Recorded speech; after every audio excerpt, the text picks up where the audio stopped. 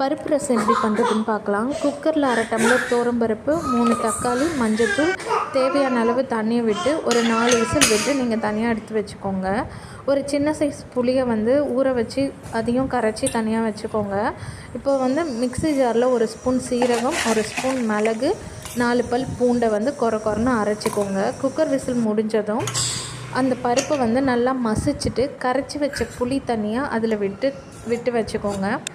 ஒரு கடாயை வச்சு தேவையான அளவு எண்ணெய் விட்டு கடுகு, காஞ்ச மிளகாய், கருவேப்பிலை, நம்ம அரைச்சி வச்ச மிளகு, சீரகம், பூண்டு விழுதை போட்டு நல்லா வதக்கிக்கோங்க. கொத்தமல்லி இருந்தால் அதையும் போட்டுக்கோங்க. எங்கிட்ட இல்லாதனால நான் போடலை. பெருங்காயத்தூளும் போட்டு வதக்கிட்டு நம்ம கரைச்சி வச்ச பருப்பு தண்ணியை அதுக்குள்ளே விட்டுட்டு தேவையான அளவு உப்பு போட்டு நீங்கள் கலக்கி விட்டுட்டு ஒரு கொதி வந்ததும் ஆஃப் பண்ணிவிடுங்க. இந்த பருப்பு ரசத்து கூட நீங்கள் chicken gravy, mutton gravy, chicken 65 எல்லாமே நீங்கள் சாப்பிட்லாம். சூப்பராக இருக்கும்.